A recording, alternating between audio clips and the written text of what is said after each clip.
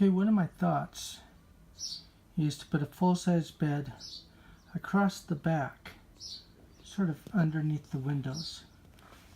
Check this out. You see those two ribs there? Right about this. Okay, now if we look at these ribs, okay, I wrote the distances across on these. So the main rib right here that I could probably rest a bed on is 73.5 inches across, which is 6 foot, 6 foot 72 inches. So that's 6 foot 1.5. These numbers are not exact, okay? They're close, within a quarter inch or so, who knows.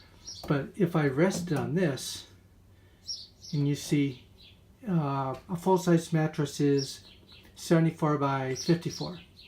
So if I make the platform like 76 inches wide, because it's 77 to here and 79 all the way out to the, let's call it the skin, almost to the skin right here.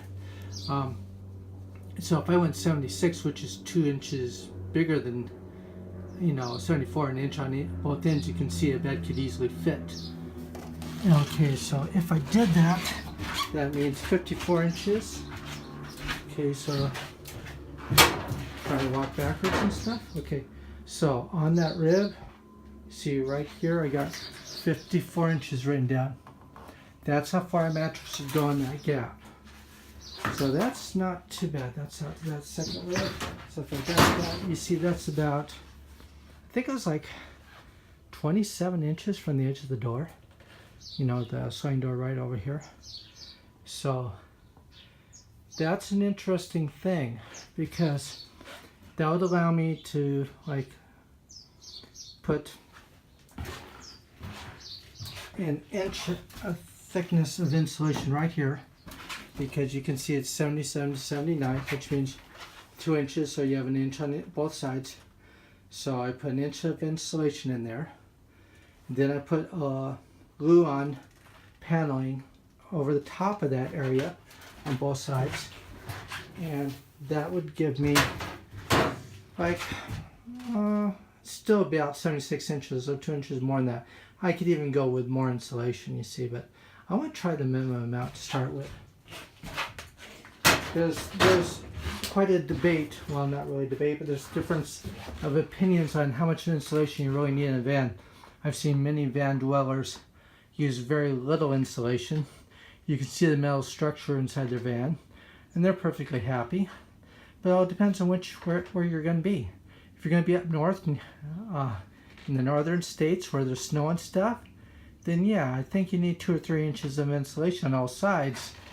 But if you're going to try and follow the warm weather up and down the coast, up and down the United States, such as, go down to Quartzsite in the winter and up closer to the Canadian border in the summer, you don't need a lot of insulation. A lot of them complain that they put too much insulation, that keeps their van too warm at night.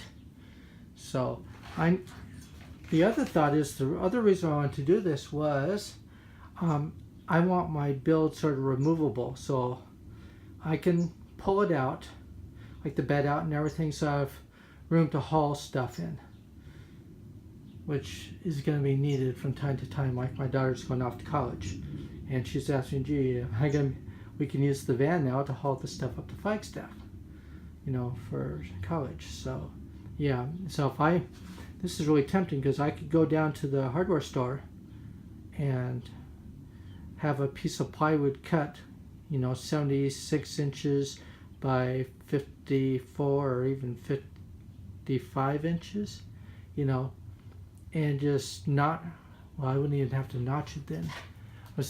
I was going to notch it before, but I thought, wait a second, I'm going to do a little bit of insulation there, so I won't need to notch it. So, and then I'll reinforce that piece of plywood, and it can just pop in there. And I intend to do that, just pop in there and try it out. So that's my thought on the bed. I started deciding I need to start writing the numbers on the wall.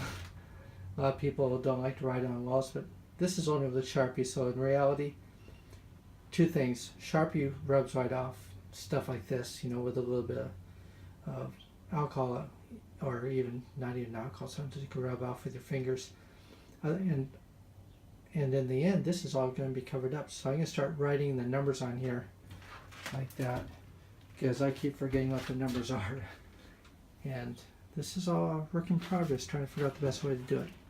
So those are my thoughts for a bed right now. Also note the bed platform will rest inside that little curvature right here, which means it would be probably a good 8 to 9 inches away from the back door, so it'd still have a nice gap between the bed and the door of about 9 inches, which is good because I want to be able to reach down and be able to open that door if I had to. So this is going to be a good thing to try.